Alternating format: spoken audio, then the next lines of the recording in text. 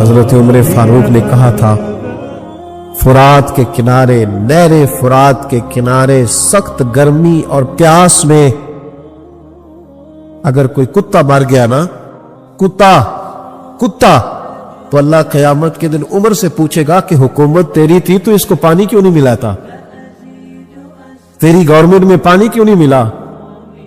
کیا بات کرتے ہو صاحب۔ اور یہاں میں نے کہا کہ سب نمبر گیم کے چکر میں ہے، سب نمبر گیم کے چکر میں ہے کہ میں نے ایسے کیا تو فلاں نے ایسے کیا۔ اللہ تبارک و تعالی بڑا کریم ہے۔ جمعے کا دن ہے، یہ دعا کرو دل سے کہ یا اللہ اگر تو حضرت عمر فاروق کے بعد حضرت عمر بن عبدالعزیز کو بھیج سکتا ہے تو کسی اور کو بھی بھیج دے، تو قادر مطلق ہے نا، مہربانی فرما۔ اللہ تبارک و تعالیٰ نے منافقین کا ذکر فرمایا تو پھر اللہ کریم نے فرمایا یہ تو وہ بیوقوف لوگ ہیں اس آدمی کی طرح جو آگ جب پوری جلا لیتا ہے نا روشنی پھیل جاتی ہے تو پھر اللہ اس کا نور لے جاتا ہے۔ انہوں نے بھی چلاکیاں کر کے تھوڑا سا ماحول بنایا تھا تو اللہ نے ان کے سارے پردے کھول دیے، ان کے پاس کچھ باقی بچا، ان کے پردے کھل گئے۔ رسول کریم علیہ السلام کی بارگاہ میں نا ایک دن ان منافقین نے شرارت کر دی۔ منافقین نے شرارت کیا کی؟ جب حضور صلی اللہ علیہ وسلم نے فرمایا نا پوچھو جو پوچھنا ہے، تو امام راضی کہتے ہیں یہ پیچھے نمازیں پڑھتے تھے، یہ 313 تھے حضور کے پیچھے۔ اگر مدینے میں رہ کے منافق ہو سکتے ہیں تو باقی ملکوں میں بھی تو ہو ہی سکتے ہیں نا جی۔ حضور کے پیچھے نمازیں پڑھتے تھے تو ایک دن کہنے لگے جی یہ کہتے ہیں جو مرضی پوچھو تو ہم پیچھے نمازیں پڑھتے ہیں، ہمارا انہیں پتہ نہیں۔ جب یہ اعتراض کیا نا حضور کے علم پر، آپ سمجھ لیں کہ حضور کے علم پر اعتراض کرنا طریقہ کس کا ہے، طریقہ کس کا ہے حضور کے علم مبارک پر اعتراض کرنا۔ کہنے لگے پیچھے نمازیں پڑھتے انہیں پتہ ہی نہیں۔ جب یہ کہا تو اللہ کے رسول نے نا جمعے والا دن تھا، حضور نے فرمایا میرے علم پر اعتراض کرتے ہو؟ 70 بندے نام لے کر اور ولدیتیں لے کر، بلکہ بہت سارے ایسے تھے جنہیں کنفرم ہو گیا کہ ولدیت اصل میں ہے کیا، انہیں طے ہو گیا۔ حضور کے بے ادب کے لیے یہ طے کرنا بھی مشکل ہوتا ہے نا، طے ہو گیا کہ ولدیت ہے کیا۔ 70 بندے نام لے کے حضور نے مسجد نبوی سے نکال دیا، فرمایا یا فلاں بن فلاں قم فاخرج فانک منافق، او فلاں کے بیٹے فلاں کھڑا ہو جا، نکل جا، تو منافق ہے۔ حضور نے 70 بندے نکال دیے۔ اب 70 بندے اکٹھے گلی میں نکلے تو رش تو پڑ جاتا ہے نا۔ حضرت عمر فاروق لیٹ ہو گئے، جمعے میں آ رہے تھے، ان کو جاتے ہوئے دیکھا تو عمر فاروق فرمانے لگے جمعہ ہو گیا ہے بھائی، 70 بندے نکل آئے باہر، جمعہ ہو گیا ہے۔ تو ایک منافق کہنے لگا تھا کہ نہیں حضور نے نکال دیا، تو عبداللہ بن ابی سلول جو ان کا سربراہ تھا نا وہ کہنے لگا چپ کر۔ حضرت عمر سے کہنے لگا ہاں جی ہو گیا ہے، وہ بھی کہنے لگا تھا نہیں ہوا، ہمیں نکال دیا گیا۔ تو یہ سردار بولا کہنے لگا ہو گیا ہو گیا۔ حضرت عمر کہنے لگا چلو جمعہ ہو گیا تو جا کے اندر حضور کی زیارت ہی کر لیتا ہوں، لیٹ تو ہو ہی گیا ہوں۔ حضرت عمر اندر چلے گئے تو پیچھے سے وہ منافقین اپنے سردار سے کہنے لگے کہ 2 منٹ میں عمر کو پتہ چل جائے گا کہ تم نے جھوٹ بولا ہے۔ عمر کو جا کے پتہ چل جائے، کہنے لگا بڑے پاگل ہو، میں نے تمہاری جان بچائی ہے، نبی پاک نے تو مسجد سے نکالا ہے نا۔ عمر کو پتہ چل جاتا نا منافق ہیں، تو ابو بکر بھی مسجد میں تھے، علی بھی مسجد میں تھے، عثمان بھی مسجد میں تھے، بچانے والا ہی کوئی نہیں تھا۔ عمر نے تلوار لے کے تو دنیا سے نکال دینا تھا، تو میں نے جان بچائی ہے، اب جائیں گے نا اندر تو حضور ٹھنڈا کر دیں گے، فرمائیں گے چلو میں نے نکال جو دیا ہے۔ تو یہ وہ منافقین کی جماعت ہے۔ دوسرے سے تیسرے رکوع میں نا اللہ تعالیٰ نے ایک انسان کو یاد کرایا ہے کہ تو نے عبادت اپنے رب کی کرنی ہے، اور فرمایا رب تمہارا وہ ہے جس نے تمہارے لیے زمین کو فرش بنایا ہے، آسمان کو چھت بنایا ہے، اور آسمان سے پانی برسا کے تو زمین سے پھل اگائے ہیں، رزق لکم، وہ بھی تیرے کھانے کے لیے اگائے ہیں۔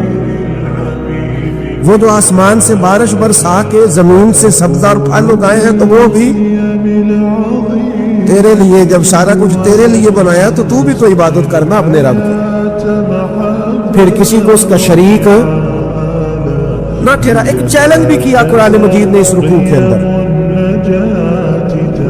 کہا کرتے تھے مکے کے لوگ کہ آپ قرآن مجید کی آیتیں نبی کریم علیہ السلام سے کہا کرتے تھے کہ معاذ اللہ خود بناتے، بنا کے لاتے. تو اللہ کریم نے فرمایا وَإِن كُنتُمْ فِي رَيْبٍ مِّمَّا نَزَّلْنَا عَلَىٰ عَبْدِنَا فَأْتُوا بِسُورَةٍ مِّن مِّثْلِهِ، اگر تمہیں شک ہو نا اس میں جو ہم نے بندہ خاص پہ نازل کیا ہے تو تم بھی اس جیسی ایک صورت بنا کے لاؤ.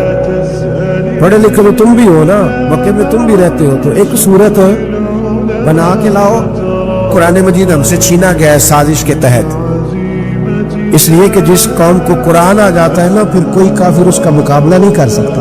دیکھیں نا اگر کافروں کے پاس جواب ہوتا قرآن پاک کا تو بدر اور احد میں نا کوئی آیت بنا کے لاتے قرآن کے مقابلے کی، تلواریں لے کے نہ آتے، ان کے پاس جواب ہی نہیں تھا. اور قیامت تک کسی کافر کے پاس قرآن مجید کا کوئی جواب، قرآن کا کوئی جواب، قسم اللہ کی جواب کوئی نہیں، اس کا کوئی جواب نہیں. کیا بات ہے قرآن پاک کی. وہ ایک دفعہ مسلمہ کذاب بے ایمان کہنے لگا میں نے بنا لیا قرآن پاک کا جواب. معاذ اللہ، جواب کیا بنایا؟ وہ سورۃ ہے نا القاریہ ما القاریہ، وما ادراک ما القاریہ، کھڑکھڑانے والی کیا ہے، کھڑکھڑانے والی تمہیں کیا پتا کیا ہے کھڑکھڑی، قیامت کا ذکر ہے. کہنے لگا میں نے اس جیسی صورت بنا لیا. تو کیا بنایا؟ الفیل مل فیل، وما ادراک ما الفیل. کہنے لگا ہاتھی، تمہیں کیا پتا کیا ہاتھی، تم کیا جانو کیا ہاتھی. تو پاس جو اس کے اپنے بیٹھے تھے نا چیلے، وہ کہنے لگے چپ کر جا، سارے زمانے کو پتا ہاتھی کیا ہوتا ہے. تو پاگل ہے، اس کے دو کان ہوتے ہیں، ایک سونڈ ہوتی ہے، چار اس کے پیر ہوتے ہیں. بیوقوف آدمی، قرآن کا مقابلہ کرنا ہے تو وہ چج کے ساتھ کھا رہے، پاگلوں کی طرح مقابلہ کرے گا، جوتے کھائے گا بھی ہمیں بھی پڑھوائے گا. تو قرآن مجید کا کوئی مقابلہ کر سکا؟ تو اس آیہ مبارکہ میں اللہ نے کافروں کو یہ کہا اگر مقابلہ نہیں کر سکتے تو پھر اللہ سے ڈرو، ورنہ دوزخ میں ڈالے جاؤ گے، وہ جس کا ایندھن آدمی اور پتھر ہے، اور بنائی بھی کافروں کے لیے گئی ہے. وَعِدَّتْ لِلْكَافِرِينَ، جہنم کس کے لیے بنائی گئی ہے؟ کافروں اور منافقوں کے لیے. مسلمانوں کے لیے بنائی گئی، مسلمان مرضی سے چلانے لگائیں تو ان کی موج ہے، ورنہ ان کے لیے جہنم، ان کے لیے اللہ نے جنت بنائی ہے. اور یہ بات کرتے ہی رب کریم نے فرمایا اے محبوب علیہ الصلوۃ والسلام مومنوں کو خوشخبری دے دے کہ اللہ نے ان کے لیے جنت بنائی ہے، اس میں باغات ہے، انہیں رزق دیا جائے گا کھانے کے لیے، اور اس میں انہیں پاکیزہ بیویاں دی جائیں گی، اور پھر وہ اس میں ہمیشہ رہیں گے، انہیں اس سے نکالا نہیں جائے گا. آگے جو آیات کریمہ ہے نا اس کے اندر اللہ تبارک و تعالیٰ نے فرمایا ہے کہ اللہ حیا نہیں کرتا سمجھانے کے لیے مچھر کی مثال بھی دینی پڑے. فرمایا قرآن سے کچھ لوگ ہدایت حاصل کرتے اور کچھ گمراہ ہو جاتے. جب لوگ اپنی مرضی کی تشریحات چاہتے تو گمراہ ہوتے، اور جب قرآن کو رسول اللہ صلی اللہ علیہ وسلم اور امت مسلمہ کی تشریحات کی روشنی میں سمجھتے ہیں تو پھر اللہ ہدایت عطا فرماتا ہے. جناب عمر کا نام صرف کام نہیں، حضرت عمر کا نام انقلاب برپا کر دیتا ہے. حضرت عمر کا نام کفر کے ایوانوں میں جبر، ظلم، شرک کی وادیوں میں جب حضرت عمر کا نام بھی لیا جائے تو بے ایمان کانپنا شروع ہو جاتے. حضرت عمر فاروق رضی اللہ تعالی عنہ. حضرت عمر معمولی شخص نہیں، معمولی آدمی نہیں. کچھ لوگ صدیوں کے بعد پیدا ہوتے ہیں اور کچھ لوگ ایسے ہوتے ہیں جو ایک ہی بار پیدا ہوتے ہیں، ان جیسا دوسرا پیدا ہوتا ہی نہیں، دوسرا ان طرح کا پیدا ہوتا ہی. حضرت عمر رضی اللہ تعالیٰ عنہ جیسی شخصیات پیدا ہی نہیں ہوتی دوبارہ. سارے صحابہ در رسالت مآب پہ خود آئے. یہ وہ عظیم شخص ہے جسے اللہ کے محبوب نے اللہ سے مانگ کے لیا، کہا اے اللہ یہ مجھے دے دے، اللہ سے مانگ کے لیا ہے. اس لیے صوفیاء کہتے ہیں کچھ مرید ہوتے ہیں کچھ مراد ہوتے ہیں، کچھ مرید ہوتے ہیں کچھ مراد ہوتے ہیں. مرید وہ ہوتا ہے جو چل کے آتا ہے، آ کے مرید ہوتا ہے. مراد وہ ہوتا ہے جسے کہا جاتا ہے کہ یہ کبھی میرا بن جائے نا، یہ کبھی آ جائے نا، میرا بن جائے، اس کو مراد کہتے ہیں. حضرت عمر مصطفیٰ کریم کی مراد ہیں، حضور کی مراد ہے. اللہم اعز الاسلام بے اسلام عمر ابن خطاب، اے اللہ اسلام کو عزت دے دے मेरे उमर को कलमा पढ़ने की तौफीक अता फरमा दे। और कैसे दुआ मांगी? ओ यार, हजरत उमर की तो इस फजीलत का कोई जवाब नहीं दे सकता।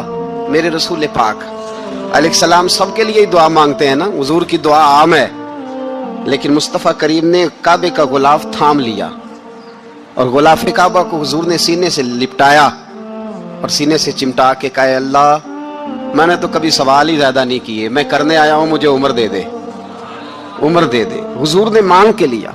और फिर जब जिसको हुजूर मांगे अल्लाह से कि हजरत